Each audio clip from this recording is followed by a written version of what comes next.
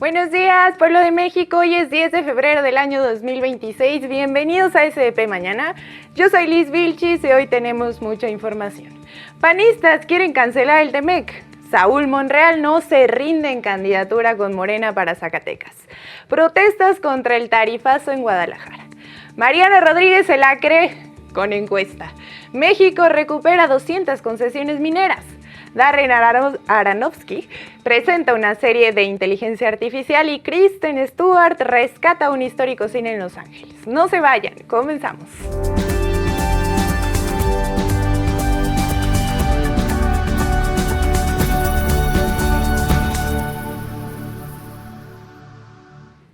La bancada del PAN en la Cámara de Diputados pidió que el tratado entre México, Estados Unidos y Canadá, conocido como TEMEC, sea cancelado o revisado si se comprueba que existe un pacto entre el gobierno mexicano y el crimen organizado.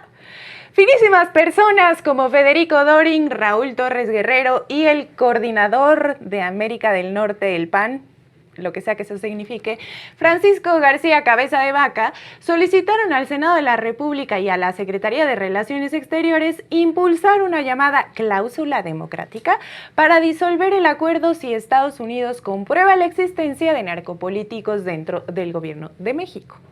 Los legisladores panistas aseguraron que desde el sexenio de nuestro querido expresidente Andrés Manuel López Obrador hay funcionarios públicos con presuntos vínculos con el crimen organizado que, según ellos, son protegidos por Morena y por la Fiscalía General de la República. Por ello, consideraron urgente que el tema sea discutido con Estados Unidos y Canadá como un problema regional. Además, estos vendepatrias y ahora delincuentes comerciales acusan que la inseguridad afecta directamente la llegada de inversiones extranjeras por la presencia del crimen organizado en gran parte del territorio nacional. En el mismo pronunciamiento, los panistas pidieron cambiar la narrativa sobre los mexicanos que viven en Estados Unidos y dejar atrás la visión del migrante vulnerable, pues ahora nuestros paisanos son muchos profesionales que pueden beneficiarse de la movilidad estudiantil y la inversión extranjera, pero que no regresan a México o emprenden negocios por la situación de seguridad. El PAN reiteró que esta cláusula democrática en el TEMEC es clave para garantizar transparencia, combatir la corrupción y fortalecer la relación comercial entre los tres países, pues según ellos, Canadá y Estados Unidos deben tratar este tema como una prioridad regional que no puede dejarse de lado antes de pasar a la revisión general del acuerdo. Bueno, aparte de que los panistas quieren su nieve de limón y piden una resolución urgente de los gobiernos de Estados Unidos y Canadá sobre, los disparates respecto a la situación de México, esto es un ejemplo más de cómo la oposición están los verdaderos enemigos del pueblo. Y miren, solecitos, a veces una quiere darles el beneficio de la duda con, Kenia López Barrada. Dices, bueno, ahí la lleva en la Cámara de Diputados. O Mauricio Curi, que pidió la unidad nacional alrededor de la presidenta ante los embates de Trump. O a lo mejor, tú que eres priista, Coque, Alito Moreno. Pero más bien yo te diría, él no ha aportado nada y le faltó mucho cariño cuando era chiquito. Ya sabes, así no se puede. Este 2026 México enfrenta como nación, deje usted afuera los partidos o el movimiento de la Cuarta Transformación. Este año como país mucho de nuestro futuro se define con la revisión del TEMEC y en un momento de seriedad, compromiso y responsabilidad que todo servidor público involucrado debe tener en el proceso. Pero estos vendepatrias salen con una jalada de romper el acuerdo por una supuesta crisis de seguridad en México. En serio. Nosotros le preguntamos, ¿de qué se trata? ¿Es tan fuerte su ambición que literal prefieren echar por tierra a todo el país con tal de cumplir con su agenda golpista?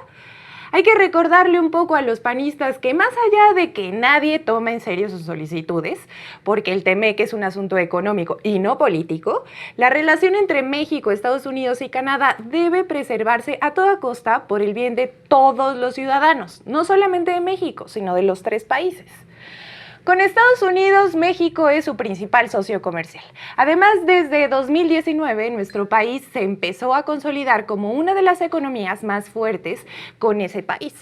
Fue en 2023 que oficialmente nos convertimos en el principal socio tras desplazar a Canadá.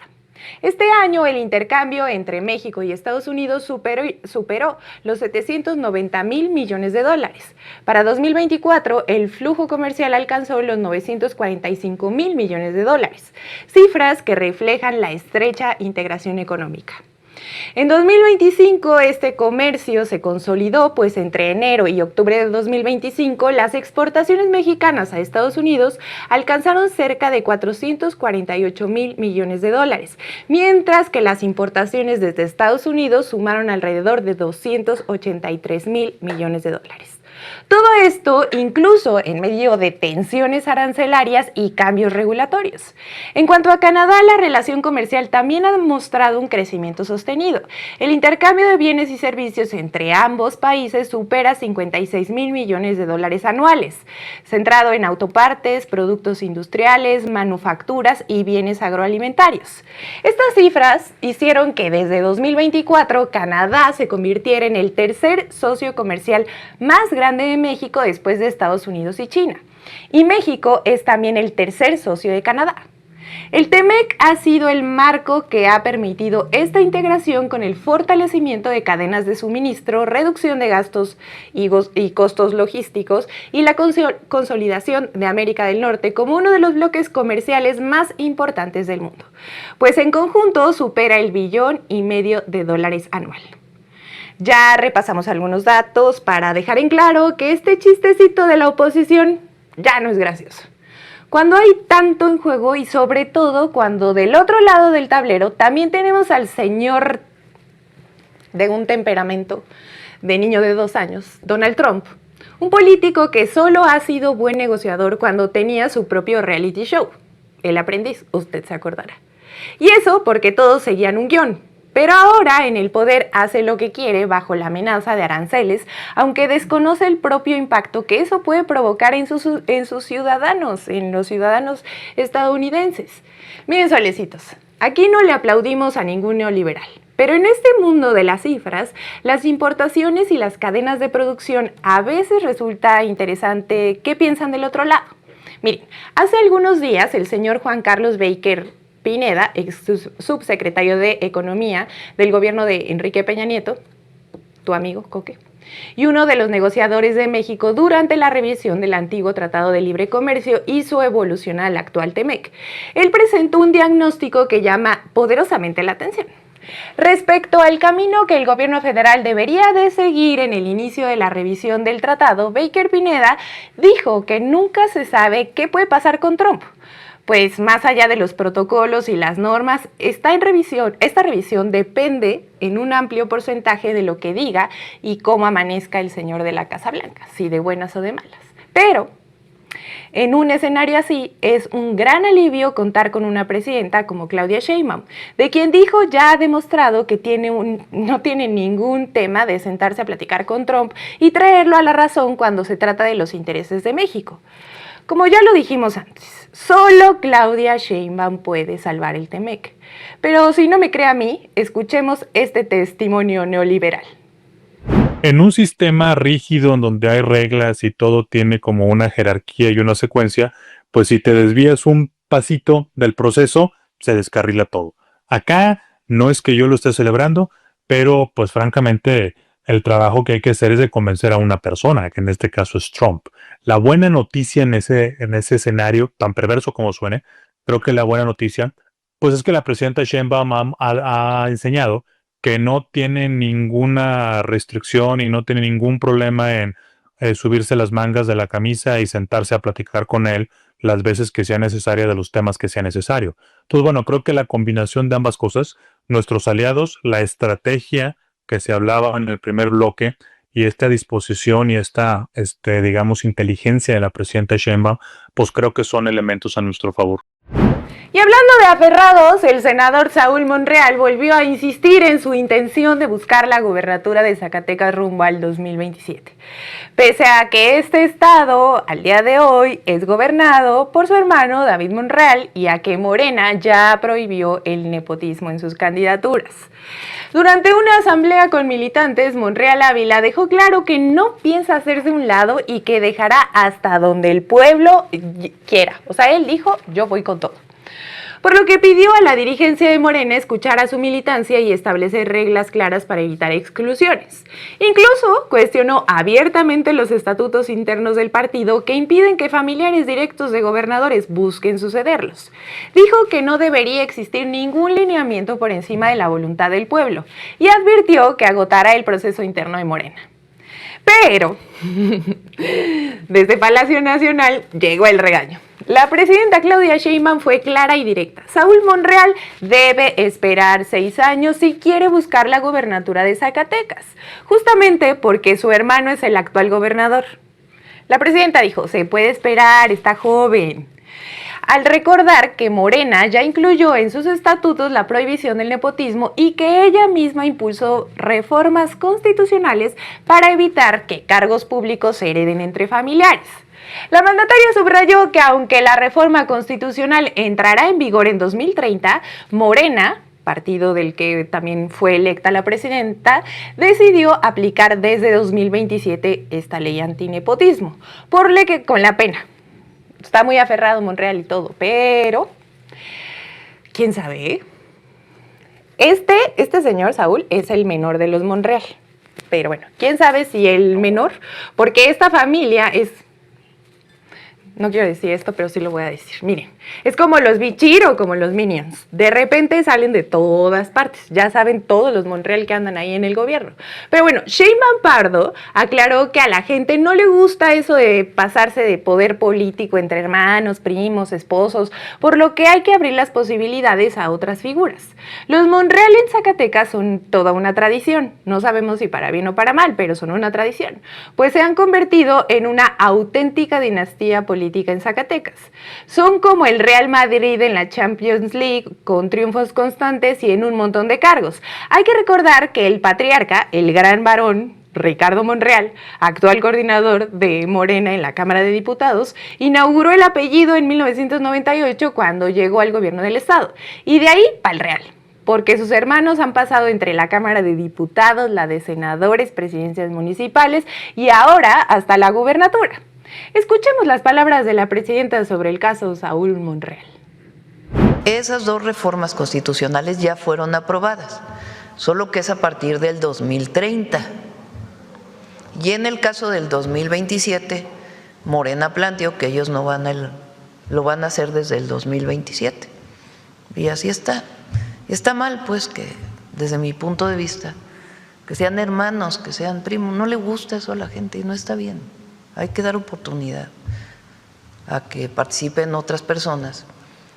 Y en el caso, ya lo he dicho, de este compañero, pues se puede esperar 6 años.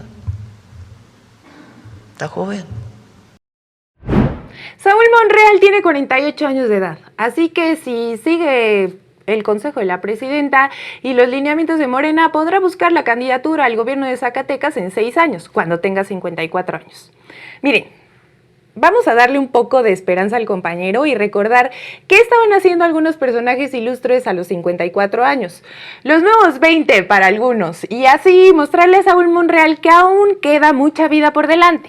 Andrés Manuel López Obrador tenía 54 años de edad en el año 2007, un periodo de lucha, dignidad y resistencia con el gobierno legítimo tras el fraude electoral de Felipe Calderón en las elecciones del 2006, donde se robó la presidencia y puso como secretario de Seguridad al narcotraficante Genaro García Luna. En fin, nuestro querido presidente tuvo que mantenerse y reorganizar su proyecto en esa etapa tan desafiante. Luis Miguel cumplió 54 años de edad en abril de 2024 y lo festejó en una cena con su entonces novia Paloma Cuevas. ¿Tú sabías quién es Paloma Cuevas? ¿Sí? Es la hija de Michelle Salas, ¿no? Y digo, su hija es Michelle Salas, de Luis Miguel. una chava como de mi edad, básicamente. Bueno, celebró ahí su cumpleaños en Los Ángeles, California. Esto es un ejemplo de reconciliación y reencuentro personal, además de una consolidación artística, pues por esos mismos meses estaba a bordo de una gran gira mundial de 200 conciertos. Winston Churchill, primer ministro del Reino Unido, tú sabes quién es. Durante la primera etapa de la Segunda Guerra Mundial tenía 54 años, Saúl. Y ya en el muy lejano 1929. Ojo con este año, solecitos, porque ustedes, como amplios conocedores de la historia universal, recordarán que en 1929 nuestro querido Winston terminaba su periodo como ministro de Hacienda de Stanley Baldwin. Luego de que el Partido Conservador no pudo mantenerse en el poder y ninguna fuerza política alcanzó mayoría en el Parlamento, por lo que tuvimos una división entre conservadores, el Partido Laboral y el Partido Liberal. Churchill pasó sus siguientes años lejos de la toma central de decisiones, pero más tarde lo esperaba su gran cita con la historia como uno de los principales rivales del señor malo de Alemania, que ustedes saben quién es, pero que no podemos decir su nombre porque esta plataforma se enoja, pero el del bigotito. Tú sabes. Por último, Saúl, mira, escucha esto. Madonna cumplió 54 años de edad en agosto de 2012 y lo celebró en Oslo, Noruega, en el marco del tour mundial de 88 conciertos. Bien, todos agotados, Saúl, con más de $300 millones en ganancias por el lanzamiento de su disco, el cual incluyó éxitos como Gimme All Your Lovin', es horrible esa canción, junto a la ahora trompista Nicki Minaj. Espero que Madonna se arrepienta de eso, pero tú no te vas a arrepentir, Saúl. Mira, todos ellos cumplieron 54 años y andaban regios. Así que ya saben, a veces creemos que nuestra vida termina antes de los 40, pero ahora sabemos que lo bueno a veces empieza a los 54. No pasa nada, no tenemos, mira, tenemos que respirar profundo y resistirnos, y nos organizamos, mira, todo sale bien. Porque les puedo asegurar que ese giro del destino nos está esperando con mucho amor y no se va a ir a ninguna parte. Escucha bien esto, Saúl. No serás gobernador en esta, pero tal vez en la siguiente. Tú síguele caminando. En fin, al gobernador de Jalisco, Pablo Lemus, le sigue lloviendo sobre mojado. Una vez más en Guadalajara, sí se hizo la protesta ciudadana contra el aumento en la tarifa del transporte público. Cientos de personas marcharon el domingo desde la glorieta de la Minerva hasta Casa Jalisco, la residencia oficial del gobernador, para rechazar el incremento que elevó el costo del pasaje de $9.50 a $14. Una decisión que ha generado indignación en toda la sociedad. La movilización fue convocada por la Asamblea Popular contra el tarifazo y se convirtió en la segunda protesta masiva contra dicha medida, que la anunciaron en diciembre, donde nadie se iba a dar cuenta. Durante el recorrido, los manifestantes lanzaron consignas dirigidas a Lemus, a quien exigieron dar marcha atrás al aumento y en algunos casos le dijeron, ¿sabes qué? Si no nos cumples, vete, deja el cargo, o le dijeron, tú, Pablo Lemus, puedes someterte a un proceso de revocación de mandato. Y ¿sabes qué? Yo se los aplaudo. Eso es una demanda legítima y democrática, solecitos. A ver si Pablo Lemus, mire, de verdad lo hace. Hay que recordar que hace unas semanas se realizó una consulta en ese sentido en Oaxaca, y si el gobierno de Jalisco está tan seguro de las causas y sus soluciones, deberían de ser valientes y someterse a la voluntad del pueblo en cuanto los tiempos legales lo permitan. De regreso a las protestas contra el tarifazo, el sábado otros colectivos iniciaron con movilizaciones con una manifestación que partió del Parque Revolución hacia el centro de Guadalajara. Además de exigir la cancelación del alza, se planteó la creación en una empresa estatal de transporte público eléctrico con una tarifa social de $5 por viaje, como una alternativa al actual modelo concesionado. En ambas protestas, uno de los puntos centrales fue el rechazo a la llamada tarjeta única estilo Jalisco. también conocida ahora como la visa naranja, un mecanismo impulsado por el gobierno estatal para acceder a una tarifa preferencial de 11 pesos. Los inconformes advirtieron que el uso de esta tarjeta implica compartir datos personales, biométricos y geolocalización. Ay, no. Lo que representa un riesgo para la privacidad de los usuarios, porque como ya sabemos, la empresa involucrada en las tarjetas, Broxel, tiene señalamientos de irregularidades y corrupción. Los manifestantes expresaron particular preocupación por el manejo de información sensible de niñas y niños, y además de adolescentes, así como la posibilidad de vulneraciones o ataques cibernéticos. Para ellos, y con justa razón, el acceso al transporte no debería estar condicionado a la entrega de datos personales a una empresa financiera. Durante la marcha se escucharon consignas en favor de un transporte público gratuito para adultos mayores y personas con discapacidad. Escuchemos algunas de las consignas de la marcha contra el tarifazo en Guadalajara.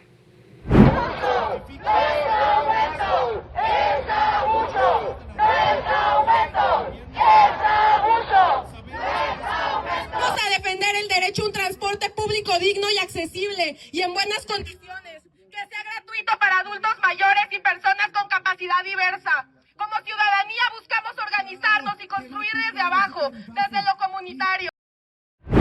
Lo peor de todo, solecitos, es que esto ni siquiera debería ser negociado, debería ser ya.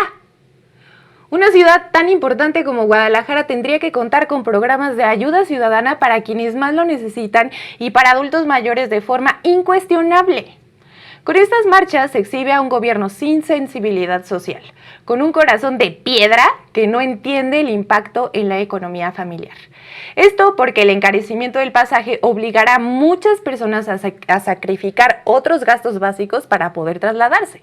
En total, 18 colectivos participaron en la convocatoria, entre ellos organizaciones de familiares de personas desaparecidas, trabajadores jubilados de Petróleos Mexicanos y agrupaciones solidarias contra la causa de Palestina. Como les digo, Pablo Lemus, Samuel le iba a decir, pero son lo mismo. Pablo Lemus no decepciona cuando se trata de unir al pueblo en su contra. Este escenario de protesta ocurre mientras la administración estatal enfrenta otro frente de tensión política tras la detención del presidente municipal de Tequila, Diego Rivera. En estos días grises, el gobernador llamó a empresarios, cámaras y organizaciones sociales a cerrar filas ante los hechos recientes de inseguridad en el territorio. Además, Lemus convocó a estos sectores y ciudadanos a participar en una reunión que se llevará a cabo este martes en el municipio de Tequila con el objetivo de enviar un mensaje de respaldo institucional a la población. Asimismo, anunció que mantendrá comunicación con la alcaldesa interina, Lorena Marisol Rodríguez, para coordinar acciones en conjunto y definir los apoyos estatales y municipales para la región. Vaya, hasta que se pusieron a trabajar por el pueblo de Tequila, porque hay que recordar que el proceso y la captura del alcalde Diego Rivera fue obra del gobierno federal y no de Pablo Lemus. Porque además de su supuesto pacto con el crimen organizado, el ahora detenido también operaba en el radar del gobierno estatal y nadie le decía nada. En fin, solecitos, el tiempo corre en Jalisco, tic-tac. Y la aplicación del tarifazo está programada para el próximo mes de abril, por lo que el pueblo y organizaciones civiles tienen el tiempo encima en la lucha por transporte digno y popular. Porque más allá de los pretextos y las excusas de Pablo Lemus, los ciudadanos están preocupados por la captación masiva de información y potenciales clientes para servicios financieros. Que a nadie le sorprenda si esta empresa aprovecha el aval del gobierno de Jalisco y quiere hacer negocio con la tarjeta para llenar de spam a los usuarios con ofertas de productos financieros como transferencias, remesas y pagos de servicios. Azules, rojos o naranjas, los neoliberales no entienden que los servicios públicos no siempre tienen que traducirse en negocio para unos cuantos. Y hablando de gente naranja, en otras noticias. Y yo le digo a usted, últimamente, que Mosco le picó a la Marianes. Mariana Rodríguez, influencer, empresaria, funcionaria honoraria del gobierno de Nuevo León y esposa de Samuel García, volvió a colocarse en el centro de la conversación política luego de compartir una encuesta que la perfila como la favorita rumbo a la gubernatura del estado en 2027. Es importante destacar que el estudio demoscópico que la pone como puntera fue realizado por el periódico Reforma. Desde ahí, poco o nada puede tomarse en serio. Yo le voy a decir una cosa. Yo que me dedico a los medios de comunicación, tengo que decir que Samuel García tiene una relación amor-odio con el Grupo Reforma. Unos días lo sacan en 80% de aprobación, otros días le sacan sus corruptelas. ¿Qué pasó ahí? Y hoy, para sorpresa de absolutamente nadie, sale esta encuesta donde posicionan a Marianis como la puntera en el estado de Nuevo León. Sospechoso después de todo lo que pasó con Luis Alcalde, ¿no? El caso es que su presencia en el escenario electoral ha levantado tanto apoyos como críticas, especialmente por la palestra natural que tiene al estar cerca del gobernador Samuel García. Mariana Rodríguez ha estado haciéndose la interesante en las últimas semanas con insinuaciones sobre una posible candidatura al gobierno de Nuevo León. Pero su estrategia pasa por presentarse como víctima de señalamientos legítimos, antes que responder de manera concreta a los cuestionamientos sobre una posible manipulación del proceso electoral bajo la falsa premisa de la inclusión de mujeres en la política. Marianis difundió ayer en sus redes sociales la susodicha encuesta de Reforma, en la que aparece encabezando las preferencias electorales. De acuerdo con el sondeo, obtendría 45% de los votos si los comicios se celebraran en este momento. En segundo lugar, aparece Adrián de la Garza del PRI, quien alcanzaría un 28% en el escenario de la alianza con el PAN, y en tercer lugar se ubica Andrés Mijes de Morena con un 22% de respaldo ciudadano.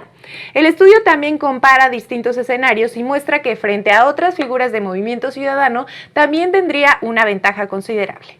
La encuesta señala que, de ser ella la candidata, la diferencia con el segundo lugar sería de 17 puntos porcentuales, mientras que Luis Donaldo Colosio Rojas, como abanderado de MC, la ventaja se reduciría solo a 7 puntos. Estos números han sido utilizados por la Marianis como respaldo a su visibilidad electoral.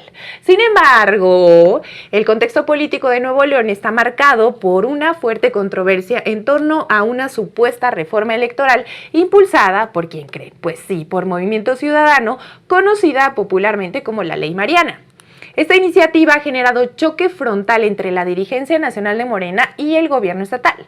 La reforma busca modificar los criterios de postulación de candidaturas para obligar a los partidos políticos a presentar exclusivamente mujeres en determinados cargos de elección popular. El argumento, chafísima si me lo preguntan, este argumento central es avanzar hacia una paridad sustantiva y fortalecer la presencia femenina, ya de ahí mal, en posiciones de alto nivel político. La dirigente nacional de Morena, Luisa María Alcalde, ha sido una de las voces más críticas.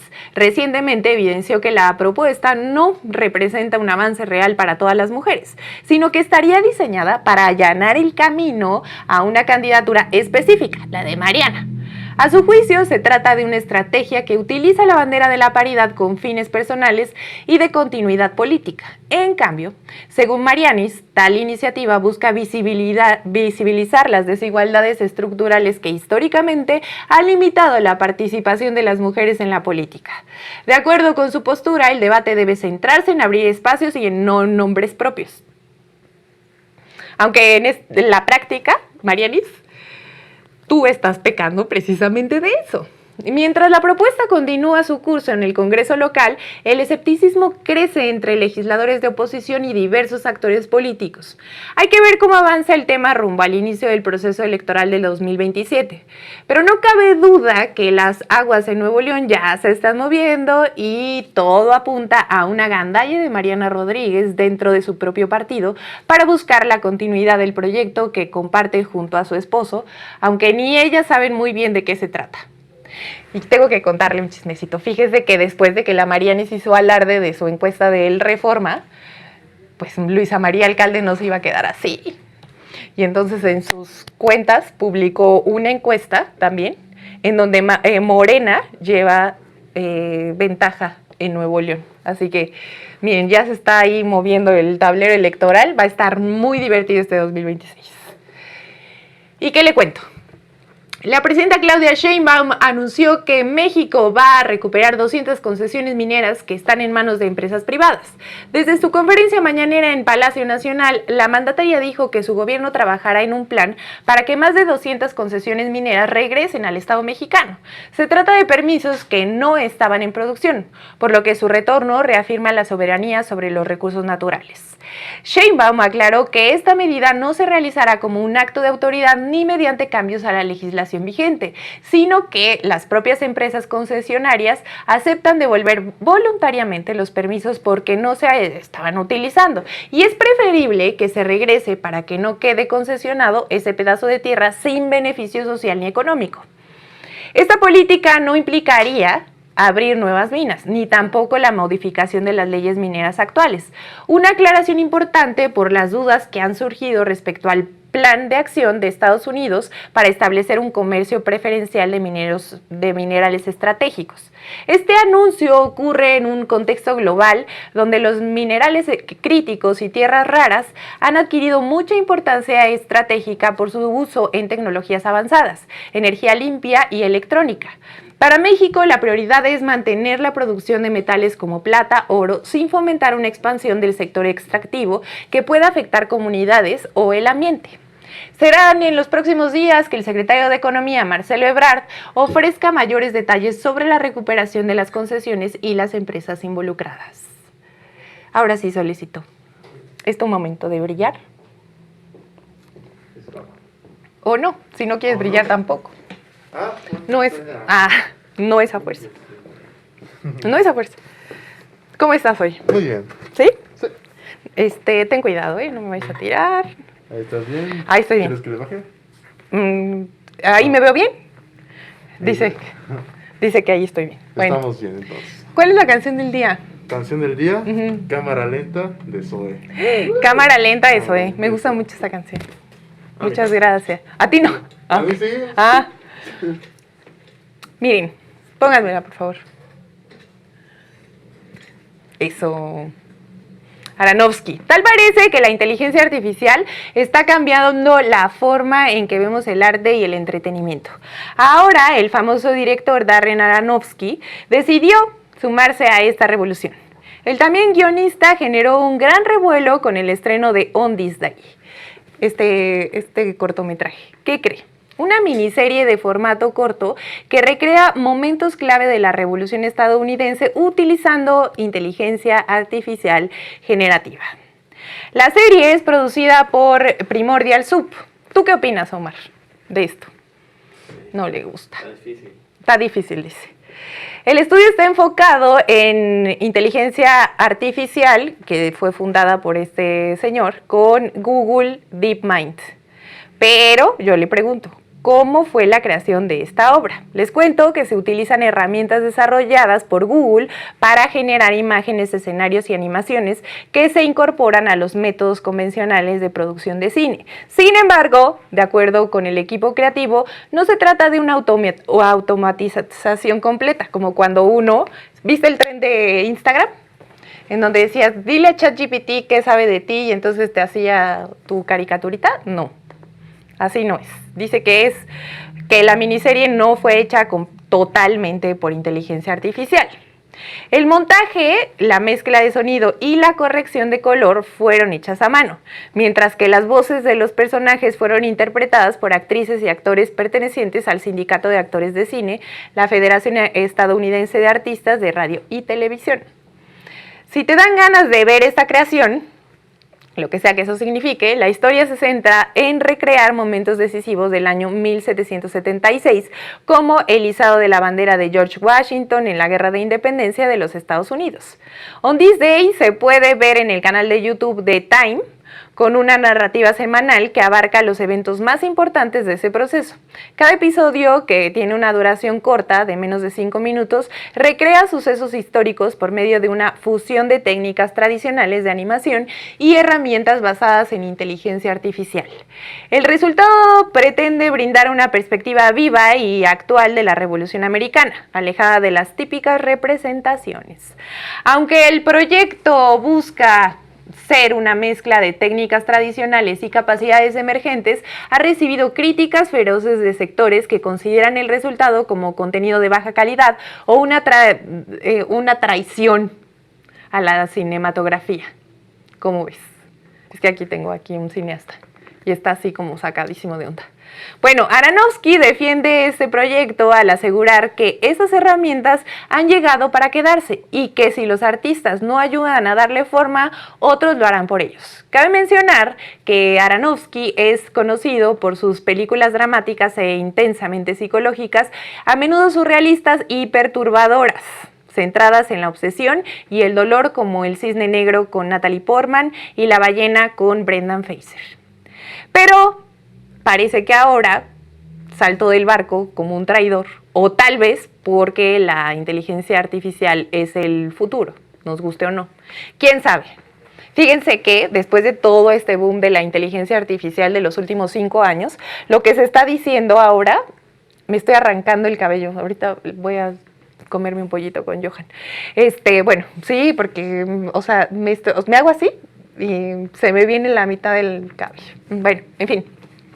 Ahorita me quejo bien. El punto es que en los últimos 5 años la inteligencia artificial tuvo su boom y entonces todo era generado por inteligencia artificial. Ahora hay cursos de inteligencia artificial y todo eso. La teoría dice que vamos a volver a lo tradicional.